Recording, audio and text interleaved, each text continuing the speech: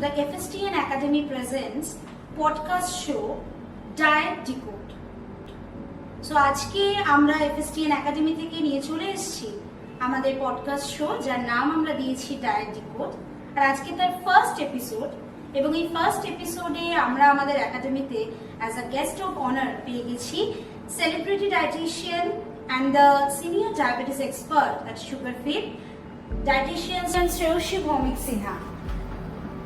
শ্রেয়সী দি, তোমাকে আমাদের এই FSTN একাডেমিতে এবং পডকাস্ট শোয়ের ফার্স্ট এপিসোডে অনেক অনেক welcome. Thank you so much Shani.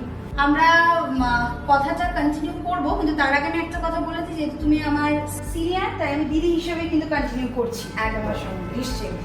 তো সবার আগে আমাদের এই একাডেমির পক্ষ থেকে তোমাকে ওয়েলকাম, এবং আর একটা জিনিস প্রথমেই কংগ্রাচুলেশনস যে অ্যাজ আমরা আজকেই ঘোষণা করেছি যে as a brand ambassador of FSTN exploration foundation তোমাকে আমরা রাখতে পেরেছি, and very good congratulations to all of you. Thank you so much. Okay, so আমরা যাব, অনেক কথাতেই যাব, কিন্তু অলরেডি আমাদের 2 মে বেরিয়ে গেল মাধ্যমিকের রেজাল্ট, আর এইচএস এর রেজাল্ট আর 2 দিন পর 7 মে থেকে।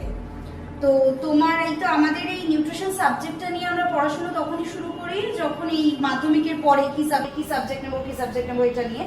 তো আমরা 11 যখন নিউট্রিশন নিয়েছিলাম, আমার একটা মেইন ইন্সপিরেশন হচ্ছে মা, এবং মার মেইন ইন্সপিরেশন হচ্ছে আমার মেশো, যে মেশো যেহেতু হসপিটাল ফিল্ডে রয়েছে, তো সেক্ষেত্রে যে একটা নতুন সাবজেক্ট আসছে আমার যখন পড়াশোনা 2011, তো তখন একটা নতুন সাবজেক্ট এসছে, নিউট্রিশন নিয়ে বেশ কাজ হচ্ছে, প্রচুর ডায়েটিশিয়ান সুন্দর দেখতে সব আসে হসপিটাল, এইসব মাকে বলেছে মা আরও একটা যে না খালি নিউট্রিশন সাবজেক্ট নিয়েই পড়ো। তো আমারও ভালো লাগতো যে ঠিক আছে দেখি নতুন একটা সাবজেক্ট, নিউট্রিশন সাইকোলজি সবই নতুন সাবজেক্ট। তো আমার পড়ার ইন্সপিরেশনটা এখান থেকে আসে, যে মাই প্রথম যে বললো নিউট্রিশন নিয়ে পড়, তারপর 11-12 পড়তে তাকে ভালো লাগাতো। তোমার এই ইন্সপিরেশনটা কোথা থেকে সেটা যদি একটু বলো।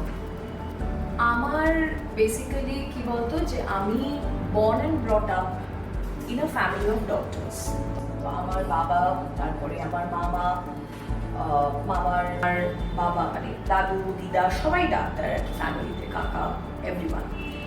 সো এবার কি হয়, যখন এরকম একটা ফ্যামিলিতে আমি রেজড হয়েছি, দেখবি বাড়ির সকলে না একটা এক্সপেকটেশন কোথাও না কোথাও থাকে। আচ্ছা বাবা ডাক্তার মানে তাহলে মেয়েও বোধহয় একটা বড় হয়ে ডাক্তার। একদম। কিন্তু যেটা আমার সব থেকে বড় সাপোর্ট বলবো, again credit goes to my dad, আমার বাবা, কখনোই পড়াশোনায় না এই যে প্রেশারটা, যে না সে ডাক্তার মানে বড় মেয়েও যে ডাক্তার হবে, আমি কখনো সেই প্রেশারটাই বাবা থেকে ফিল করি। এবং লাকিলি যেটা আমি বলবো, আমার যে এই সায়েন্সের প্রতি একটা ভালোবাসা, একটা ইন্টারেস্ট, এইটা কিন্তু বাবার থেকে।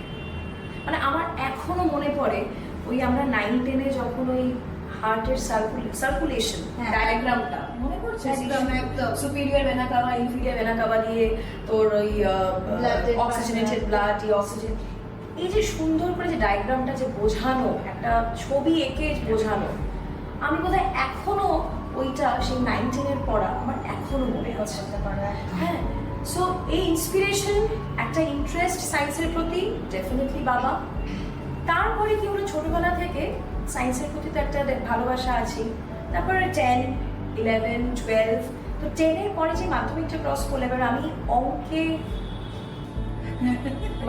মানে আর বলছিলাম, যাই হোক মানে কোনো রকম পাশ করার জন্য আমরা ঠিক আছে 55 পেয়েছিলাম অঙ্কে, বুঝেছিস তো। কিন্তু সাংঘাতিকভাবে বায়োলজির প্রতি একটা মানে কি বলবো ইন্টারেস্ট, তো সেটার জন্য তখন আমি ভাবলাম, তখনই মানে প্রায় ওই সময়টাই আমি দেখছি যে সবাই একটা নতুন ইমার্জিং কনসেপ্ট, একটা নতুন সাবজেক্ট ট্রেন্ডিং এখন চলছে, উইচ ইজ নিউট্রিশন। একদম।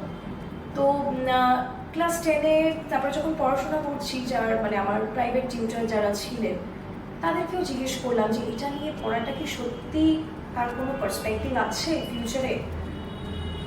এবার দেখ, 15-20 বছর আগের কথা যদি আমি বলি, তখন না আমাদের এই নিউট্রিশন ফিল্ডটা খুব একটা রেস্ট্রিক্টেড ছিল, যেখানে নিউট্রিশন মানে ওই গতানুগতিক আমাকে হসপিটালেরই চাকরি।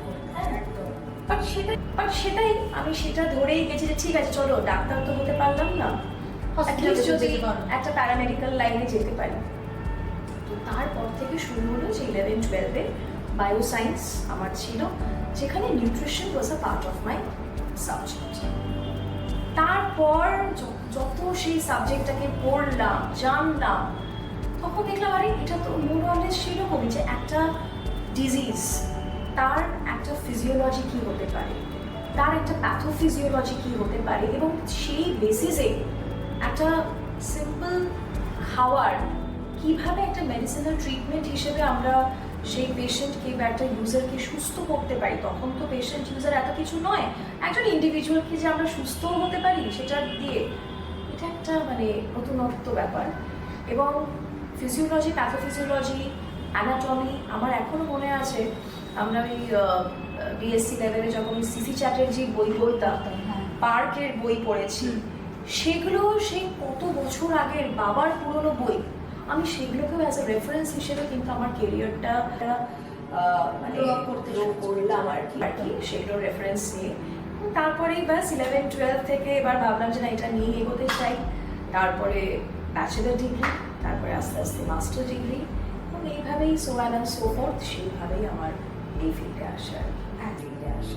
আচ্ছা, তো আমাদের যারা এখন ধরো 11-এ নিউট্রিশন নিয়েছে এবং যারা 12-এ নিউট্রিশন নিয়ে পাশ করলো, এবার নিউট্রিশন নিয়ে অনার্স করার চিন্তা ভাবনা করছে, তো তাদেরকে তুমি মানে এই এখন তো চিন্তা ভাবনাটা শুরু হবে, আরো কলেজে ফর্ম ফিল আপগুলো শুরু হবে, তাদেরকে তুমি কি বলবে নিউট্রিশন ফিল্ডে, আমাদের এই ফিল্ডে এখন বর্তমানে কতটা উন্নতি হয়েছে?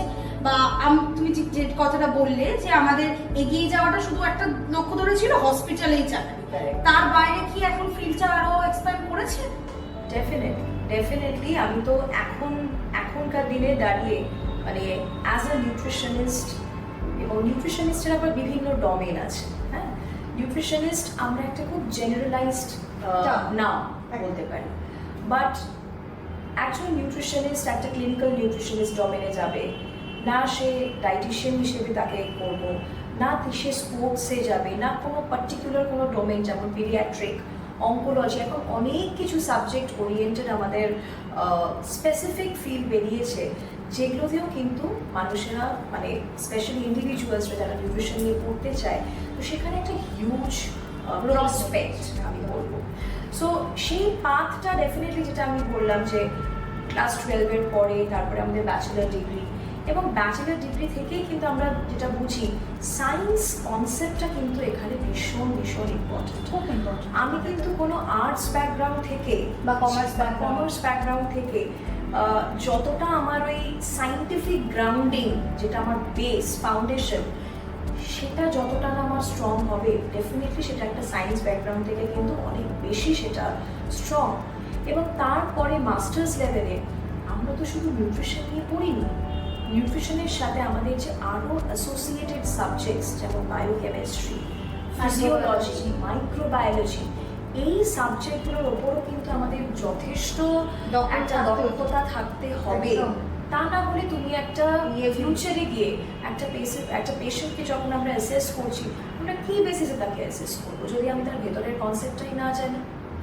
সো ডেফিনেটলি এই কিছু ক্রাইটেরিয়া পয়েন্ট অফ ভিউ তো আছেই, বাট অ্যাগেন আমি বলবো যে এখনকার দিনে দাঁড়িয়ে না শুধু তোর টেকনিক্যাল বা থিওরিটিক্যাল এক্সপার্টাইজই কিন্তু সব নয়। আমি নিজে এখন প্র্যাকটিক্যাল ফিল্ডে আছি, যা কলেজ লেভেলে পড়েছি, এখন যেই লেভেলের পেশেন্ট হ্যান্ডলিং করি, কাউন্সিলিং করি, হেভেন অ্যান্ড হেল ডিফারেন্স সেই প্যাটার্ন অফ কাউন্সিলিং। কারণ কি এখন আমরা মানুষকে চোখের সামনে দেখতে পাচ্ছি, তার সাথে একটা 40-45 মিনিটসের কাউন্সিলিং সেশন করছি, তাকে বুঝতে হচ্ছে, তার চ্যালেঞ্জেস বুঝতে হয়, তার নিউট্রিশনাল ডেফিসিয়েন্সি বুঝতে হচ্ছে, তার রিকোয়ারমেন্ট বুঝে আমাকে তাকে হ্যান্ডেল করতে হচ্ছে। তার টাইম ফ্রেম অনুযায়ী একদম সেটাই হচ্ছে মেইন কথা। অকুপেশনে জড়িত, হ্যাঁ, তার একটা লাইফস্টাইল। তো আমরা প্রত্যেক ইন্ডিভিজুয়াল ডিফারেন্ট, আমরা প্রত্যেক আমাদের যে বডি যে তৈরি হয়েছে খুব ইন্টেলিজেন্টলি কিন্তু তৈরি হয়, তো সবার ক্ষেত্রে কিন্তু সেম থাম্ব রুল কখনোই হতে পারে না। হ্যাঁ, তাই বলে আমি এটা বলছি না যে থিওরিটিক্যাল নলেজ আমাদের কোনো হেল্পে না, সেটা তো আমাদের বেস, সেটা আমাদের ফাউন্ডেশন, স্ট্রাকচারটা তৈরি করবে থিওরিটিক্যাল। এক্স্যাক্টলি। তো সেটা করে এখন যখন আমরা ফিল্ডে আমি দেখি যে আগেকার দিনে আমরা জানতাম যে হ্যাঁ শুধু হসপিটাল সেক্টরই আছে, বাট তা কিন্তু একদমই নয়। এখন আমাদের অনেক রকম সেগমেন্ট বেরিয়েছে, হসপিটাল বল, স্পোর্টস একটা আলাদা যেটা আমরা দেখি, ফুড টেকনোলজি, সেইখানে অ্যাজ আ ফুড অ্যানালিস্ট হিসেবে আমার যেমন আমার অনেক কালিগসের আমি দেখি সেখানে তারা ভালো এক্সেল করছে। সেখানে রিসার্চ একটা সেকশন আছে যেখানে রিসার্চার হিসেবে করতে পারি। একাডেমিক্স তো আমাদের আছে রয়েছে, ডেফিনেটলি সেটা তো আছেই। প্লাস এখন যেটা আমার মানে আরও যে ওয়াইড রেঞ্জ অফ অপরচুনিটিস খুলে গেছে, শুধু তোর ওই নিউট্রিশনাল বেসড মাল্টিন্যাশনাল কোম্পানিজ নয়, এখন অনেক ফার্মাসিউটিক্যাল কোম্পানিজ, এখন অনেক অঙ্কোলজিক্যাল বেসড কোম্পানিজ কিন্তু ডায়েটিশিয়ানস বা সিনিয়র নিউট্রিশনিস্ট হিসেবেও জব অপরচুনিটিস আছে। এবং আমি নিজে এখন যেই সেক্টরে আছি এটা একটা ভার্চুয়াল প্ল্যাটফর্ম। সো এই ভার্চুয়াল প্ল্যাটফর্মেও আমি যখন আমার এই 3.5 বছর হলো, বা তার আগে আমার পুরো ক্লিনিক্যাল বেসড, আমার হসপিটাল সেক্টরই আমার পুরো বেস ছিল। কিন্তু এখানে যখন আমি এখন ভার্চুয়ালি পেশেন্ট হ্যান্ডলিং করছি, এখানেও কিন্তু অনেক স্কেপটিক্যাল প্রশ্ন আসে যে আপনি অ্যাজ এ ভার্চুয়াল ফিল্ডে একটা পেশেন্টকে কী করে অ্যাসেস করছেন, সে তো ভার্চুয়াল, সেটা আপনার সামনেও আসছে না। কিন্তু ভার্চুয়ালিও যে এখন অনেক এরকম সেগমেন্ট খুলে গেছে, হ্যাঁ, যেখানে ভার্চুয়ালিও কিন্তু অনেকভাবে আমরা একটা পেশেন্টকে গাইড করার সুযোগ পাচ্ছি। বিভিন্ন দিক খুলে গেছে, বিভিন্ন রকমের অ্যাসেসিং টুলস খুলে গেছে, যেগুলো কিন্তু আবার তুই হসপিটাল সেক্টরে সচরাচর দেখতে পাওয়া যাবে না, সেটার একটা আবার পার্টিকুলার ট্রেন্ড থাকে। সো এইভাবে আমার মনে হয় now the nutrition field is a multifactorial field, যেখানে শুধু ওই হসপিটাল সেক্টর নয়, বাট আমরা এত কিছু ফিল্ডে কিন্তু নিজেকে এক্সপার্টাইজ করে অবশ্যই তুলতে পারি। যখন তুমি পড়াশুনো করেছিলে ব্যাচেলার্স মাস্টার্স, তারপরে আমাদের সময় তো এত এই যে তুমি বিভিন্ন সেক্টরগুলো বললে, ব্যারিয়াট্রিক বলো, আমাদের অঙ্কোলজির পার্ট বলো, ফুড টেকের পার্ট বলো, এগুলোর জন্য আলাদা করে কিছু ছিল না। আবার তাহলে ফুড টেকনোলজি নিয়ে কিছু করতে হলে আমি আবার একবার করে মাস্টার্স করো নয় ব্যাচেলার্সে করো, একটা করতে হবে। তো এখন তো বিভিন্ন রকমের যে সার্টিফাইড কোর্সগুলো বেরিয়েছে, সার্টিফিকেশন কোর্সগুলো বেরিয়েছে, আমাদের এফএসটিএন থেকেও সেই কোর্সগুলোকে প্রোভাইড করা হয়। তোমার কি মনে হয় এটার কি গুরুত্ব রয়েছে, কতটা গুরুত্বপূর্ণ, বিশেষ করে যারা এখন ব্যাচেলার্স করছে বা পাস আউট করবে 6 সেম বা মাস্টার্স কন্টিনিউ করছে এখন, বা মাস্টার্সের পরে ওয়েট করছে যে রেজাল্টের জন্য, বা নেটের জন্য পড়াশুনো করছে অনেকেই, যেটা এটা একটা নেট অ্যাসপায়ারেন্টস থাকে প্রচুর। তো তাদের ক্ষেত্রে কি বার্তাটা, যে এই সময়টাতে তারা বাড়িতে বসে থাকছে বা পড়াশোনা করছে, সেই সময়টাকে তারা এই পড়াশোনার সঙ্গে আর কিভাবে ইউটিলাইজ করতে পারে? দেখ, আমি সবসময় একটা জিনিস মানি যে এডুকেশন হ্যাজ নো লিমিট। হ্যাঁ, আমার নিজের হতে পারে এত বছর হয়ে গেল আমার এই ফিল্ডে, আমি কিন্তু এখনো পড়াশোনার সেক্টরে আছি, আমার পড়তে ভালো লাগে। বিকজ নিউট্রিশন এমন একটা কনসেপ্ট যেটা প্রত্যেক দিন তার কিন্তু কোনো না কোনো কনসেপ্ট চেঞ্জ হচ্ছে। আমি আমার কলেজ লাইফে একটা পার্টিকুলার টপিক নিয়ে যা জেনে এসেছি, এখন ধর ডায়াবেটিস থাকবে, আমি এখন নিজে ডায়াবেটিস সেক্টরে আছি। কলেজে আমাকে পড়ানো হয়েছিল ডায়াবেটিস মানে what are the foods to be included, this and this, what are the foods to be excluded, this and this. তো এই যে জিনিসগুলো যখন আমরা এখন প্র্যাকটিক্যালি হ্যান্ডেল করছি একটা মানুষের ডায়েটারি প্যাটার্ন নিয়ে, মডিফিকেশন নিয়ে, তখন আমরা দেখছি যে না, food actually is not the culprit কিন্তু অন্য জায়গায়, it is based on your lifestyle. Because এখন যে ধরনের লাইফস্টাইল আমরা লিড করি, সেখানে মানে ইরেসপেক্টিভ অফ দ্য ফ্যাক্ট কোনটা উচিত কোনটা অনুচিত, লাইফস্টাইলই কিন্তু আমাদের মেইন, যেটা আমাদের মডিফাই করাটা দরকার, দ্য ফুড ইজ নট। এবং নিউট্রিশন যেটা আমি বললাম যে প্রত্যেক দিন নিজেকে আপডেটেড রাখা with the updated research based, যে এখন বিভিন্ন ওয়েবসাইটস আছে যেগুলো অনবরত আমাদের পড়াশোনা করে নিজেদেরকে আপডেট করতেই হবে। হ্যাঁ, তো সেখানে আমি এটাই বলবো যে এইটার কোনো বার নেই। এবং এখন এই যে যতদিন আমাদের রেজাল্ট বেরোচ্ছে, তো কোনো আলাদা করে কোনো কোর্স করা, সেটা আমি কেন করবো না? সেটা তো নিজেরও একটা, এই যে আমি যে একটা কেরিয়ার কাউন্সেলিং, আমি অনেকের কেরিয়ার কাউন্সেলিং করি, তো এইটা কিন্তু আমার একটা অ্যাড অন। আজকে আমি হয়তো BSc MSc proper food and নিউট্রিশনে করেছি, বাট তাই বলে আমি যদি একটা ডায়াবেটিক এডুকেটর কোর্স ইমপ্লিমেন্ট করি আমার একটা সিভিতে, সেটা তো এক্সট্রা আমার একটা অ্যাড অন, এবং অ্যাড অনের জন্য না, আমি নিজেও তো নিজেকে কত কিছু শিখছি। একটা ইনসুলিনের টেকনিক, একটা ইনসুলিন ওরাল হাইপোগ্লাইসেমিক ড্রাগস, এই যে কনসেপ্টগুলো, এগুলো তো আমাদের থিওরি কোনোদিনই শেখানো হয় না। না। কিন্তু আজকে যখন আমি একটা পেশেন্ট হ্যান্ডলিং করছি, আমি একটা খাবার তাকে দিচ্ছি, তার সে কি ওরাল হাইপোগ্লাইসেমিক ড্রাগসে আছে, সে কখন ইনসুলিন নিচ্ছে, তার সাথে যে খাবারের টাইট্রেশন, এই জিনিসগুলো তুমি যতক্ষণ না হাতে ধরে কাজটা করছো, শিখছো, তোমার নলেজ আমরা কি করে? বিভিন্ন যে রেশিওগুলো, আইসি রেশিও, আইএস রেশিওগুলো সম্পর্কে কিছু জানতামই না থিওরিতে। সেইটাই যখন ডায়াবেটিস এডুকেশনের কোর্সগুলো হয়, সেই জিনিসগুলোই আসছে। তো সেখানে যদি সেটাতে বাধা স্টেনের মতো, যেটা আমরাও এখন এই করছি, যেটা এবং এই যে কোর্সেসগুলো যেগুলো মানুষের সামনে তুলে ধরা হচ্ছে, তো সেটা তো একটা আপগ্রেডেশনের জন্য সিভিটাও অনেকটাই এনরিচড করেছে। ডেফিনেটলি।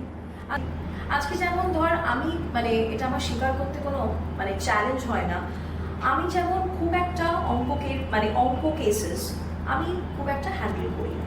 ডেফিনেটলি আমারও মনে হয় যে আমিও নিজেকে আরও সেখানে যদি আপগ্রেড করতে পারি, তাহলে আমি সেই কেসটা কনফিডেন্টলি হ্যান্ডেল করতে পারবো। কিন্তু আমার ফেলো কালিগস যারা আজকে অঙ্কোলজিতে আলাদা করে কোর্স করেছে, আমার তাদেরকে রেফার করতে তো কোনো অসুবিধা নেই, বিকজ আমি জানি যে এই পার্টিকুলার আমার হয়তো ওভারঅল নিউট্রিশনের কনসেপ্ট আছে, কিন্তু আমার স্পেশালাইজেশন কিন্তু অঙ্কোলজি নয়, আমার স্পেশালাইজেশন ডায়াবেটিস। তো আমি সেই সাবজেক্টটা কি definitely confident along with the other যখন অঙ্কোলজিটাই এখানে নেই, আমি কিন্তু আজকে এক সেকেন্ডের জন্য দ্বিধাবোধ করি না যে please you refer to so and so nutritionist who is specified, who is specialized in that particular subject. Why? Because she has an added extra course, যেটা কিনা that has helped even her to shape the career desirable. So এই add-on গুলো আর কিছুই নয়, আমাদের career opportunity-কে আরো বেশি একটা সুন্দর শেপ দেয়, যেটা কিনা ফিউচারে গেলে তাদের তো কোনো ক্ষতি নেই, বরং তাতে আরো আমরা প্রসপারি করব। কেন নয়? এই যে আমরা এখন তুমি যে ডায়াবেটিসটা নিয়ে বললে, মানে যেটা একটা স্পেসিফিক বললে, সেটা নিয়ে বলছি। এখন সবাই একটা ডায়াবেটিস হলেই মনে করে ভাত রুটি বন্ধ করে দাও। এখনো কিন্তু এই কনসেপ্টটা রয়েছে, আমাদের কনসেপ্ট যে খুব এসে গেছে তা নয়। ভাত রুটি বন্ধ করে দাও, মুড়ি খাওয়া বন্ধ করে দাও, চিড়ে খাওয়া বন্ধ করে দাও, মিষ্টি বন্ধ করে দাও, সারা জীবন আর কোনোদিন মিষ্টি খেতে পারবে না। এবং মানুষ নিজেকেই মনে করে যে আমরাই একদম সর্বতভাবে ডায়েট সম্পর্কে জানি। ডাক্তার দেখাতে যেতে হবে ওষুধের জন্য, ডায়েটিশিয়ানকে দেখাতে যাওয়া ডায়েট চার্টের জন্য প্রয়োজন। আর যদিও বা দেখাতে গেলাম, সে যদি কিছু সাপ্লিমেন্ট না দিল, সে যদি কিছু একটু ভালো কিছু না লিখলো, তাহলে ওই ভাত ডাল খাওয়ার জন্য আমি এসেছি ডায়েটিশিয়ানের কাছে, আমিও জানি ভাত ডাল খেতে হবে। একদম একদম একদম। তাই এইখানে সাধারণ মানুষকে জানানোর জন্য ঠিক কিভাবে আমরা সেই দিকটায় যেতে পারি সাধারণ মানুষকে? দেখ, তুই যেটা বললি এটা না, মানে আমি আমার তো মনে হয় প্রত্যেক দিন আমি এটা নিয়ে, এই প্রশ্নটা নিয়ে স্ট্রাগল করছি। তাও আজকাল আমরা বিভিন্ন এই ধরনের অ্যাওয়ারনেস প্রোগ্রাম, মানে আমি নিজেকে ইনভলভ করতে আমি ভালোবাসি। কেন কি this is a way where you can reach out to the mass audience, যেখানে একটা বেসিক অ্যাওয়ারনেস, একটা এডুকেশন কিন্তু সবার দরকার, irrespective of any profession. So diet মানেই যে একটা কনসেপ্ট, একটা মানে কন্ট্রোভার্সিয়াল একটা word. Diet, what is that? ওটা মানে তো স্টারভেশন না, ওটা মানে পানিশ করা নিজেকে। তাই ওসব কিচ্ছু করতে হবে না, যা খেয়ে আছি তাই খেয়ে থাকবো। স্পেসিফিক্যালি এই কথাও আমার কানে আসে, আর যেভাবে এতদিন চালিয়েছি সেইভাবেই ওপরে চলে যাবো। একদম কিছু দরকার নেই, ওইসব করে কিছু লাভ হয়। রিসেন্টলি একটা ফেসবুকের গ্রুপে আমি দেখছি যে সেখানে লোকজন লিখছে আপনারা যেরকম ডায়েট দেন সেটাকে মানুষ বাঁচতে পারে না, বা সেই ধরনের খাবার খেয়ে সংসার করা যায় না। তো মানে এইটাও এই কনসেপ্টটা মানুষের মনে একদম গেঁথে গেছে। হ্যাঁ।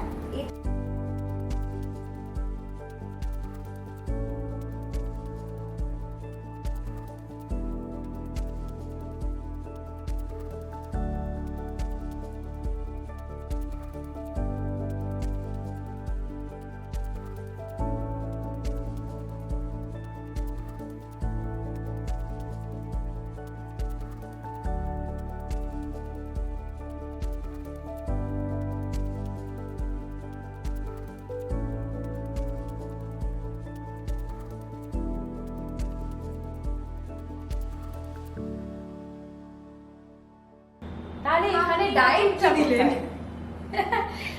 তো কোথায় যাব অ্যাজ আ প্রফেশনাল? কিন্তু ওই যে বললাম, হার মানলে তো চলবে না, মানুষকে এডুকেট করতে হবে, কাউন্সেলিং করতে হবে। তো তখন আমার যেটা প্রথম প্রশ্ন তাদের কাছে থাকে, আপনি তো এসছেন আমার কাছে কিছু একটা ভেবেই তো এসছেন, আপনার কাছে ডায়েটটার মানে কি একটু আমি বুঝতে চাই। তো তখন কি ধরনের উত্তর পাই? ম্যাডাম ডায়েট মানে ওই একটা এক্সট্রিম কিছু হবে, সাংঘাতিকভাবে একটা বেশ এনার্জি আমার যতক্ষণ না লস হচ্ছে, সাংঘাতিকভাবে যতক্ষণ না আমি একটা রেস্ট্রিকশনের মধ্যে নিজেকে রাখতে পারছি, যেটা আমি বলতে পারি আমি ডায়েট করছি, হ্যাঁ, আমি ডায়েটে আছি, আমি এটা ডায়েটে খাবো না। আছি, এটা খেতে একদম। পারি না। তা না হলে কি করলাম? তখন আমি এই ধরনের বলি যে আচ্ছা ধরুন আপনাকে আমি সারাদিন ওই 2টো বাদাম, এই লেবুর জল, একটু এই ধরনের ডায়েট, একটু পেঁপের জুস দিলাম, কোনো সময় একটু লাউয়ের জুস দিলাম, এইভাবে আপনাকে আমি রাখলাম। আপনি আমাকে বলুন তো, আপনি কি এই ধরনের ডায়েটে নিজেকে সাস্টেন করতে পারবেন? আপনি যদি করতে পারেন আমার কোনো অসুবিধা নেই। না এইরকম ডায়েট আবার কে করে? এক্স্যাক্টলি তাই জন্যই তো হেলদি ইটিং প্র্যাকটিসে আমরা বিশ্বাসী, আমরা ডায়েটে বিশ্বাসী নই, আমরা হেলদি ইটিং টেকনিকটাকে এখানে প্রমোট করি। একদম। এবং সেই প্রমোশনটা আমাদের কিন্তু শুধু খাবারের উপর ডিপেন্ড করে না। আমাদের একটা জিম বলে একটা কনসেপ্ট আছে, আমাদের বডি টাইপ, আমাদের ওয়ার্ক কালচার, আমাদের একটা লাইক ডিসলাইক, সব কিছুকে কিন্তু আমরা একটা পেশেন্টের থেকে জেনে তারপর তাকে আমরা সেইভাবে গাইড করি। হ্যাঁ, সো এই কনসেপ্টটাই তাদেরকে ডেফিনেটলি বোঝাতে হয়, অনবরত সেটা বোঝাতে হচ্ছে, যাতে করে এখন আমি দেখ ঈশানী, যদি তুই জিজ্ঞেস করিস, এখন কিছুটা হলেও মানুষ বুঝছে না যে তা নয়। বিকজ আমি যেহেতু ক্লিনিক্যাল ফিল্ডে আছি, একটা প্রাইভেট প্র্যাকটিসেও আমি আছি, এখন কিন্তু লোকেরা আসে, এবং এই অ্যাওয়ারনেসটা স্পেসিফিক্যালি আমি দেখেছি কখন বলতো কোভিডের পর থেকে। ওই অদ্ভুত যে তখন একটা ওই ইমিউনিটি, সুপারফুডস, এগুলো নিয়ে যে মানুষ যে ভয় পেতে লাগলো, যে কিভাবে তাদের নিজেদের হেলথ, তাদের কম্প্রোমাইজ ইমিউনিটি নিয়ে তারা যে এগোচ্ছিল, তারপর থেকে আমি একটা সাডেন শিফট দেখতে পারলাম তাদের কনসেপ্টে। বাট এখনও সেই ল্যাকিংটা আছে, সেই ম্যাল প্র্যাকটিস, মানে কি বলবো, মিস ইনফরমেশনস, এগুলো এখনও এক্সিস্টিং, যেগুলো আমার মনে হয় একজন কোয়ালিফাইড সার্টিফাইড নিউট্রিশনিস্টই সেগুলো দূর করতে পারবে। আর আমাদের এই যে বিভিন্ন, এই যে তুমি ফার্স্টে একটা যেটা বললে যে আমাদের ফুডের এই যে একটা কোভিডের সময় ইমিউনিটি বুস্টিং কিছু, ফ্যাট ফ্রি, হ্যাঁ, প্রোটিন এনরিচড, এই কথাগুলো আমাদের একদম ফুল লেভেলিংয়ে থাকে যে কোনো ফুড প্যাকেটস। তো এগুলো কি মানে সত্যি সেরকমই হয়? মানে ইমিউনিটি বুস্টিং বলেই একদম একটা কোনো স্পেসিফিক ফুড পাওয়া যায় ইমিউনিটি বুস্টিং, সেটা বডিতে মানে সেটার মধ্যে প্রোটিন থাকলো কি থাকলো না আমি দেখলাম না, বাট এটা ইমিউনোগ্লোবিউলিন এনহ্যান্স করছে, এটা আমি বুঝে যাচ্ছি। ইমিউনিটি বুস্টিং মানে একটা জাস্ট ইমিউনিটি বুস্টিং একটা কিছু খেয়ে দিলাম, বা আমি ফ্যাট ফ্রি, আমি তো ফ্যাট ফ্রি খাই, আমি তো এইটাই খাই, ফ্যাট ফ্রি খাই। তো এই ব্যাপারটা কি সত্যি আদৌ এই কনসেপ্টটার কোনো মানে রয়েছে? খুব ইন্টারেস্টিং একটা কনসেপ্ট তুই তুলে ধরলি। সেটা হলো দেখ, ওই সো কল্ড একটা ম্যাজিক পিল, হ্যাঁ, যেটার মধ্যে লেখা থাকলো ইমিউনিটি বুস্টিং, সেটা হলে তো আমাদের অর্ধেক কাজ কমে যেত রে। আমরা কি আর এত হতো না কিছু ধরে আমরা ক্যালকুলেশন বোতলের ওই পেছনে লেখা আছে কটা করে ট্যাবলেটস খাবে, খেয়ে নাও, তোমার problem solve. But things are not that easy. কারণ কি আমরা যখন আজকে একটা কোনো মেডিকেল কন্ডিশন নিয়ে হ্যান্ডেল করি, আমাদের পার্সপেক্টিভ শুধু একটা ডায়েট মডিফিকেশন নয়। এই যে কনসেপ্টটা, diet contributes 80% and remaining 20% is exercise. I'm sorry, আমি আজকে পুরো এই কনসেপ্টটা আবার চেঞ্জ করতে চাই। যেটা আমি বলি 50 to 60% অফকোর্স একটা ডায়েট কন্ট্রিবিউট করে, কিন্তু বাকি যে আমি 40% রেখেছি, আমাকে কিন্তু সেখানেও অনেক সাবডিভিশন করতে হয়, যেখানে হয়তো কিছুটা পার্সেন্টেজ আমি ডেফিনেটলি একটা এক্সারসাইজ রুটিনকে দেবো, কিছুটা পার্সেন্টেজ আমি একটা স্লিপ হাইজিনকে দেবো, যেটা এখনকার দিনে বলতে পারিস একটা মোস্ট নেগলেক্টেড কনসেপ্ট। আমরা যে আইডিয়া নেই তা নয়, সবাই জানে কতক্ষণ ঘুমো, কিন্তু ওই ডিপ্রাইভ মোবাইলটা তো সময় নেই, সময় কাজ, প্রফেশন, টাইম ম্যানেজমেন্টের প্রবলেম, আমি তো পাই ওইটুকু সময় মি টাইম Me time. কিছু করার নেই।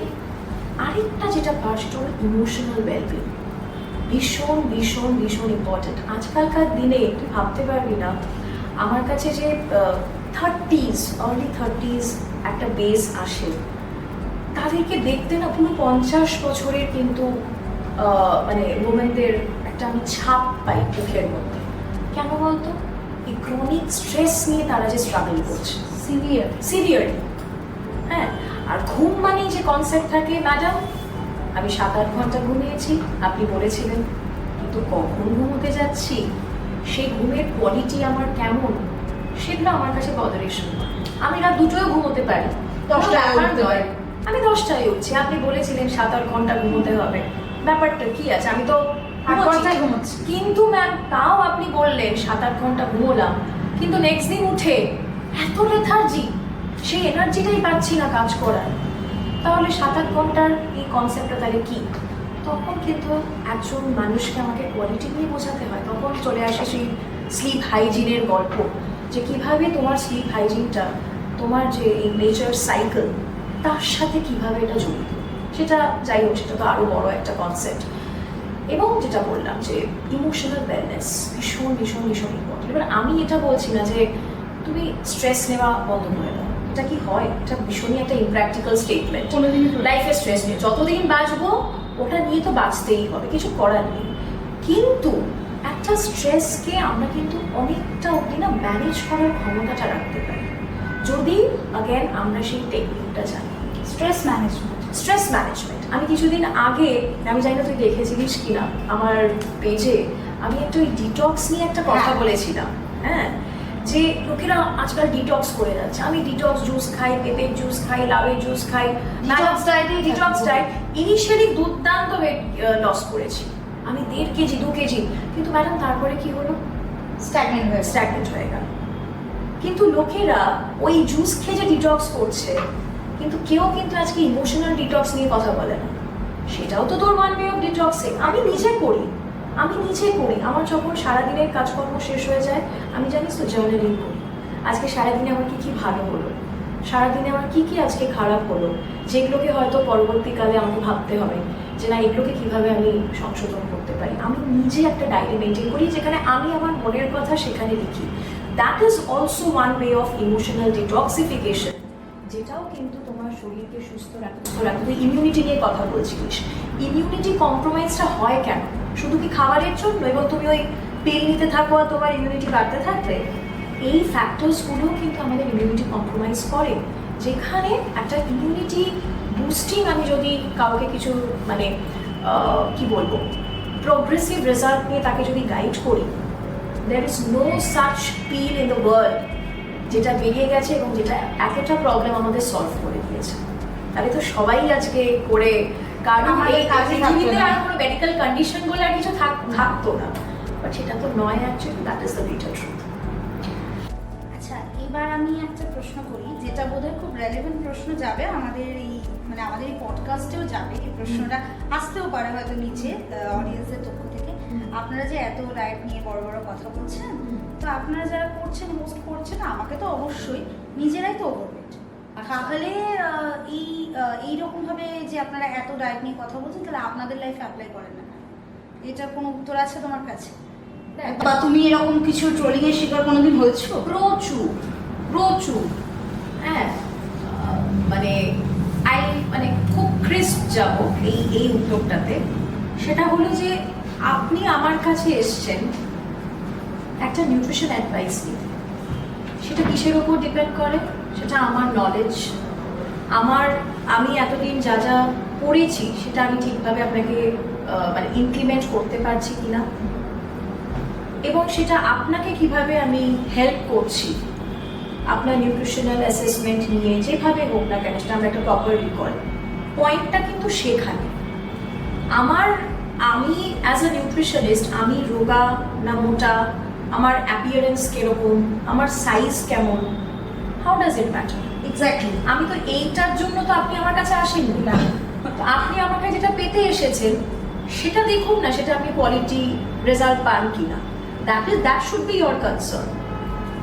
তো সেখানে কোনো আমাদের এই ধরনের বডি শেমিং স্টেটমেন্টস, প্রফেশনাল এই যে চ্যালেঞ্জেসগুলো, এগুলো তো হওয়ার একদমই কথা নয়। এবং আমি তোকে একটা কথা বলি, আমার কাছে অনেক জানিস তো ইউজার্সরা যখন আসে, ধর আমাকে দেখলো যে আচ্ছা নিউট্রিশনিস্ট মানে যে ওই স্লিম অ্যান্ড ট্রিম যে কনসেপ্ট, আমি কিন্তু স্লিম অ্যান্ড ট্রিম নই, আমার যথেষ্ট একটা ঠিকঠাক চেহারা আমি বলতে পারি। তো সেখানে তারাও কিন্তু আমি দেখেছি না কাউন্সিলিংয়ে কোথাও না কোথাও ওই কমফর্ট জোনটা পায়, যখন তারা রিলেট করতে পারে যে আমি ইনফ্যাক্ট আমার নিজের এক্সাম্পল দিয়ে আমি রিলেট করি যে হ্যাঁ এক সময় আমি ভীষণ রোগা ছিলাম, কিন্তু সেই রোগাটা যে আমি ছিলাম সেটা আমি সুস্থভাবে রোগা ছিলাম না, আমি অসুস্থভাবে রোগা ছিলাম। এবং এটা একটা রিয়েল লাইফ এক্সাম্পল আছে। আমি যখন কোভিডে কাজ করেছিলাম, একটা হসপিটাল সেক্টরে আমি তখন কাজ করতাম, আমি এই রোগা ছিলাম। কিন্তু তুই ভাবতে পারবি না, যখন আমি আমার ব্লাড প্যারামিটার্স চেক করলাম, হিমোগ্লোবিন কমে গেছে, সাংঘাতিকভাবে বডি ডিহাইড্রেটেড, এনার্জি পাচ্ছি না, একটা কনস্ট্যান্ট যে স্ট্রেস, ওই যে কোভিডের সময় কোভিড ওয়ার্ডে ডিউটি করছি, পিপিই পরে, না খাবারের টাইম, না জল খাবারের টাইম, বাথরুম যাওয়ার টাইম, তার জন্য আমার ইন্টারনালি আমার শরীর এফেক্ট করে গেছিল। এবং সবাই বলতো শ্রীলসী তো খুব স্লিম অ্যান্ড ট্রিম, তোমার আবার ফিশের আবার ডায়েট, ওয়েল নারিশড বডি, একদম ওয়েল নারিশড নই আমি, একদম ওয়েল নারিশড নই আমি ভেতর থেকে। বিকজ তার দুদিন পরে আমার মাথা ঘোরানো শুরু হয়ে গেল, আমি একবার পুরো পড়ে গেছিলাম, যেখানে আমাকে সেই ডেক্সট্রো সলিউশন ইনফিউশন দিয়ে আমাকে ঠিক করা হয়েছিল। তারপরে যখন আমি পুরোপুরি সুন্দর রেস্ট নিলাম, খাওয়া দাওয়া করলাম, আমি আবার ইন্টারনালি ফিট হলাম। তো আমার ফিটনেস লেভেলটা কখনোই আমার এক্সটার্নাল অ্যাপিয়ারেন্সের ওপর কিন্তু ডিপেন্ড করে না। একটা মানুষ অনেক কারণে তার ওয়েট গেইন হতে পারে, তার হরমোনাল চ্যালেঞ্জেসের জন্য তার ওয়েট গেইন হতে পারে, তার ইন্টারনাল কোনো প্যারামিটার হয়তো গন্ডগোল, কোনো শরীরে ইনফ্লামেশন, সেই কারণে ওয়েট গেইন। তুমি আজকে আমাকে দেখলে, আমার ব্যাপারে তুমি কিছু জানো না, কিছু মানে কোনো আইডিয়া নেই, তুমি একটা ওই বডি শেমিং স্টেটমেন্ট আমাকে দিয়ে দিলে, সেটা তো নান অফ ইয়োর আমি কোন মেডিসিনাল আমি দিয়ে যাচ্ছি, আমি মেডিকেল কন্ডিশন দিয়ে যাচ্ছি, how do you know and how does it even matter? তুমি আমার কাছে যে কারণে এসছো, to get the professional help, are you getting it or not in terms of quality, that should be your concern. That's all. একদম একদম। আচ্ছা, এবারে আমাদের এই যে একটা ডায়েটিশিয়ানের কাছে আসার মেজর কারণ হচ্ছে যে আমি এক্ষুনি যেটা বললাম, ওয়েট, যে মেজর লোক আসে হচ্ছে ওয়েট লস করাতে, ওয়েট গেনও আসে খুব রেয়ার, ওয়েট লস করাতে। তো ওয়েট লসের প্রচুর তো পেশেন্ট পায়, এবং ওয়েট লস করাতে এলেই সবার আগে একটা শুরু হয়ে যায় যে আমি তো ওয়েট গেন হয়ে যাচ্ছিল, খুব ইন্টারমিটেন্ট ফাস্টিং একটা স্টার্ট করে দিয়েছি, একটা কিটো আমি ইউটিউব দেখে করে দিয়েছি, অথবা এখন তো খুব ট্রেন্ডিং, এখন বড় বড় ক্রিকেটার্স, যারা বিভিন্ন ইউটিউবার্স এন্ড অল, সবাই এখন যারা ফলো করছি আমি ভেগান ডায়েটে চলে যাব। তো আমি তো এগুলো স্টার্ট করে দিয়েছি, কিন্তু তারপরেও না আমার ওয়েট লস হচ্ছে না। হ্যাঁ, আমি একটা জায়গায় স্ট্যাক করে গেছি, আমি তো ভাত সব খাওয়া ছেড়ে দিয়েছি, আমি 16 ঘন্টা না খেয়েই থাকি। তো আমি কি করতে পারি? তার মানে তাই কারণে অত কিছু করার পরে সে এসছে সেখানে কাছে, এরকম ফেস করো? সেটাই তো সমস্যাটা, সমস্যাটা তো ওইখানে। তুমি যা তোমার করার তুমি করে, তারপর এবার ম্যাডাম এবার আমাকে বাঁচান। হ্যাঁ, তো ততদিনে বডি তুমি একটা ক্ষতি করে দিয়েছো, ক্ষতি হয়ে গেছে, সব দিক দিয়ে একটা ক্ষতি হয়ে গেছে। তো আমি ছোট ছোট করে ডেফিনেটলি বলবো, এক হলো when it comes to intermittent fasting যে কনসেপ্টটা, যেটা আমি সবার উদ্দেশ্যে বলতে চাই, খুব সহজভাবে যদি বলি, ফাস্টিং কনসেপ্টটা মানেই তো একটা ক্লিনজিং, একটা ডিটক্সিফিকেশন ইটসেলফ। আমি যখন 7-8 ঘন্টা ঘুমোচ্ছি, আমি তখন কিছু খাচ্ছি না, তো তখন আমার বডি কিন্তু অলরেডি একটা ফাস্টিং মোড দিয়ে যাচ্ছে, এবং সেই যে ক্লিনজিং প্রসেসটা, ডিটক্সিফিকেশন প্রসেসটা, সেটা সাকসেসফুল হচ্ছে কি হচ্ছে না আমি কী করে বুঝবো? এই যে পরের দিন সকালে ঘুম থেকে উঠে দেখবি চোখের কোনায় ময়লা জমা, বা ভীষণ ব্যাড ব্রেথ হয়, বা এই যে ফার্স্ট আমরা যে ইউরিনটা পাস করছি, যে রিলিজ করছি ঘুম থেকে উঠে, এইগুলোই কিন্তু অ্যাকচুয়ালি ক্লিয়ার সাইন যে আমার বডি ওই 7 to 8 আওয়ার্স খুব সুন্দরভাবে ডিটক্সিফাই করেছে। ওকে, ইয়েস। এইবার আসি কনসেপ্টটা, যেটা হলো আমাদের যে ডাইজেস্টিভ সিস্টেম কিন্তু 80% অফ ইয়োর এনার্জি ইউটিলাইজ করে বিভিন্ন প্রসেসে, এবং রিমেনিং যে আমার 20% এনার্জি, সেটা কিন্তু আমাদের হিলিং, গ্রোথ, রিকভারি এসবের জন্য কিছুটা স্টোর করে রাখা উচিত। আমি যদি অনবরত 24/7 খেতেই থাকি, তাহলে আমার বডি সেই হিলিং করবে কি করে, কখন রেস্ট করবে, কখন হিল করবে, কখন তার রেজুভিনেশন হবে, তার জন্য এনার্জিটা কোথায়? সেই জন্য কিন্তু ফাস্টিংটা এখানে একটা অত্যন্ত দরকার। মানে it should be a discipline, it should be a মানে একটা পাংচুয়ালিটি বলি না আমরা। So fasting is one kind of that, যেটা কোনো ক্ষতি নেই। ক্ষতিটা কোথায়?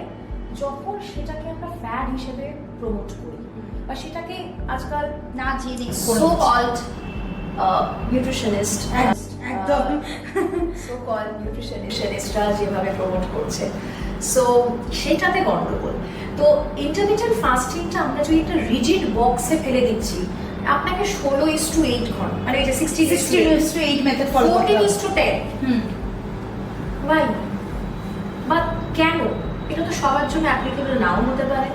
আমি তো এখন অর্ধেকের বেশি এরকম পেশেন্ট পাই, যদি হয় সেটা অসম্ভব। একটা হাইপোগ্লাইসেমিক পেশেন্ট হলে অ্যাপ্লিকেবল কোনোদিন হবে না।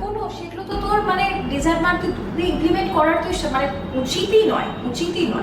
কিন্তু আমি যদি নর্মাল ইন্ডিভিজুয়ালও ধরি, ধর ডিভয়েড অফ মেডিকেল কন্ডিশন, তো তার তো সে অফিস থেকে বাড়ি ফিরছে, কিন্তু 10টা 10:30টায় সে খেতেই বসে, তারপর আবার ঘুম থেকে উঠে খাওয়া দাওয়া করে সে ব্রেকফাস্ট করে চলে যায়। সে তো মিনিমাম ফাস্টিং আওয়ার্স টুকুও রাখতে পারে না। তা সে কোথাকার সে 10 ঘন্টা করবে, আর 11 ঘন্টা করবে, আর 12 ঘন্টা করবে। সো এই যে বক্সেস গুলো আমরা টেনে দিই না, দিস ইজ দ্য কালপ্রিট। এইটা করা উচিত নয়। তুমি মিনিমাম 10 ঘন্টা দিয়ে শুরু করো না, তারপর তুমি যদি দেখো তোমার বডি আস্তে আস্তে অ্যাডাপ্ট করছে, do 12 hours, that's the best thing that you can do. Then up to how your body responses, সেই হিসেবে তুমি সেটাকে বাড়াও। বাট প্রবলেমটা কোথায় হয় যে এই জিনিসটাকেও না সবাই ভুলভাবে করে। তুই যে একটা ফাস্টিং মোড থেকে ফিস্টিং মোডে যাবি, আমাদের ইন্টারমিটেন্ট ফাস্টিং এ তো দুটো মোড হয়। একটা তোর ফাস্টিং, যেটা ডিটক্সিফিকেশন আর এলিমিনেশন ফেজ আমরা বলি, আরেকটা হলো তোর ফিস্টিং, যেটা বিল্ডিং আপ, একদম এনার্জি নিচ্ছি আমরা। কারেক্ট। তো এবার তুমি যখন ফাস্টিং থেকে ফিস্টিং এ যাচ্ছ, সেই টেকনিকটাও কিন্তু অর্ধেক লোকেরা ভুল করে। সাডেন একটা টাইম হঠাৎ করে খেতে পারো, এইভাবে ওই মানে একটা সুইচ অফ ব্যাপার হয়ে যাচ্ছে। ওইভাবে হয় না। আমি সকালবেলায় উঠে যখন একটা গরম জলও খাই, উষ্ণ গরম জল, সেটাও তুই কিভাবে খাবি, ইট ম্যাটার্স। তুই আজ গরম জল ঢক করে খেয়ে নিলি, it doesn't work like that. তুমি আরামসে ওঠো ঘুম থেকে, গরম জল আস্তে আস্তে সিপ করে খাও, স্লোলি খাও, বসে রেস্ট নিয়ে খাও, একটু কুলকুচি করো, যেটাকে আমরা অয়েল পুলিং বলি, টার্মটা হয়তো শুনেছিস। সিম্পল জল দিয়েও আমরা করতে পারি। কুলকুচি করে তারপর তুমি আস্তে আস্তে সেই জলটা গেলো। এইটাও কিন্তু একটা প্রসেস, যে আস্তে আস্তে তোমার বডি রেডি হচ্ছে। তারপর তুমি হয়তো কোনো একটা ফল নিলে, তার সাথে একটু নাটস বা সিডসের কম্বিনেশন করলে জিনিসটা খুব ভালো কম্বিনেশনে হয়। তারপর 8 ঘন্টা বা 40 মিনিট পর তোমার যখন বিল্ডিং ফেজটা শুরু হচ্ছে, তুমি তখন থেকে তোমার আস্তে আস্তে খাওয়ার ইন্ট্রোডাকশনটা করো। তো এই যে স্টেপ বাই স্টেপ, এটা তো আবার তুমি যেটা বলে শুধু পুরো লোকের কনসেপ্টের এগেইনস্ট, ফাঁকা পেটে ফল। হ্যাঁ সেটাই। এবার সেটা তো সবার জন্য এক নয়। আমি নিজে খালি পেটে আমার ফল খেলে তো কিছু অসুবিধা হয় না, বিকজ আমার তো ফলটা এখানে কালপ্রিট নয়। আমার যদি গাট হেলথের কন্ডিশন ঠিক থাকে, আমাকে কোনো খাবার আমাকে নেগেটিভলি ট্রিগার করতে পারবে না। So here the food is not the culprit. Check your gut health, check your system, that is the culprit. So intermittent fasting এর কনসেপ্টটা আমি এটা বিশেষ করে তোকে বলতে চাইছিলাম আর কি, ডিসকাস করতে চাইছিলাম। এবং তারপরে এই ফাস্টিং এর পার্ট থেকে তারপরে যে পার্টটা আসে হচ্ছে আমি ডায়েটে আছি, তো কোনো জায়গায় খেতে গেলাম বা কিছু, ম্যাডাম আমি তো বাইরের খাবার খাই না, আমি তো ওই ডায়েট কোলা একটা নিই, আমি কোকো কোলা খাই না, ডায়েট কোলা খাই। হ্যাঁ মানে তারপরে আরো তো বিভিন্ন রকমের, আমি তো একদম পুরো স্টিভিয়া ছাড়া, স্টিভিয়া ইউজ করছি, আমি ব্র্যান্ড নেম ধরছি না, আমি নর্মালি যে আমি তো স্টিভিয়া ইউজ করছি, আমি তো সব ইউটিউব দেখে একদম সবাই সবকিছু জানে, তো আমি তো সব খাবারই এটা ইউজ করছি। তাহলে তো আমি তো খাচ্ছি না, আমি মিষ্টি একদম ছুঁই না, আমি একদম অ্যাভয়েড। এইগুলো হচ্ছে কমন কনসেপ্ট, কমন কথা মানুষের। তাও কেন আমি রোগা হতে পারছি না, তাও কেন আমার সুগার কমছে না, বেসিক্যালি আমার প্যারামিটারগুলো নর্মাল হচ্ছে না, তাহলে আমি কি করবো? ঠিক। তুই এখনই ডায়েট কোলা নিয়ে বলছিলি, সেটা একটা খুব ইন্টারেস্টিং কনসেপ্ট। লোকেরা ভাবে তো ডায়েট কোলা মানে ডেফিনেটলি তার কোনো ক্যালোরিজ নেই, এবং সেটা আমি আমার একটা ওয়েট লস জার্নিতে আমি ইজিলি খেতে পারি।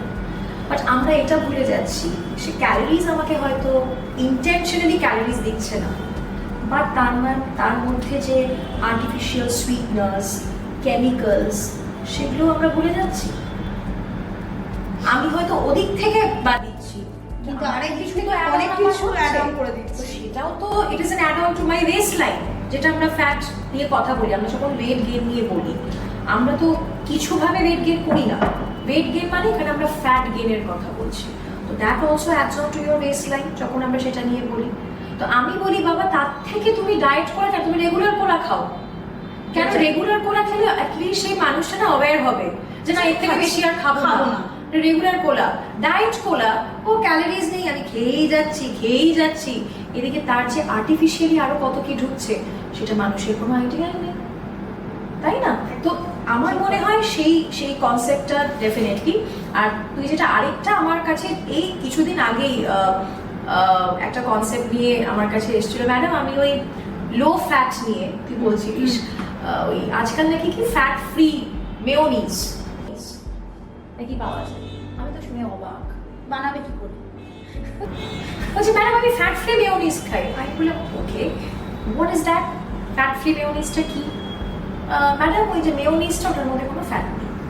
বললাম আচ্ছা, আপনি আমাকে বলুন, একটা যখন মেয়োনিজ আমরা তৈরি করি, আপনি কি জানেন যে কনভেনশনাল ওয়েতে যখন মেয়োনিজটা তৈরি হয় এটা কিভাবে তৈরি হয়? কিভাবে?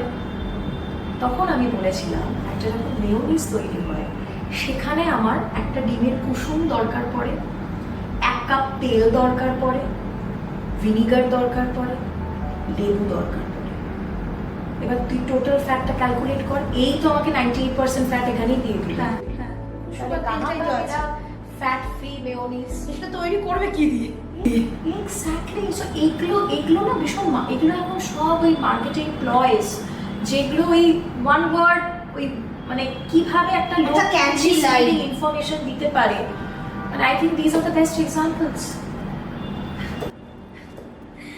কিন্তু মানুষের তো এই যে ডায়েট করতে গেলেই একটা যেটা থাকে যে এই ডায়েটিশিয়ানের কাছে যাবে না, যে সমস্ত ডায়েটিশিয়ান, এই যে এটা একটু আগে তোমাকে বললে না যে সো কল্ড ডায়েটিশিয়ান যারা থাকে, একটা পাউডার দিলাম, একটা সাপ্লিমেন্ট দিলাম, হ্যাঁ এই পাউডারটা দিনে 2 বা 2 স্কুপ বা 2 চামচ তো বলা যাবে না এখন, যে যত ফাংশনাল ওয়েতে যে যত কথাটাকে প্রেজেন্ট করতে পারবে সেই ডায়েটিশিয়ান তত ভালো।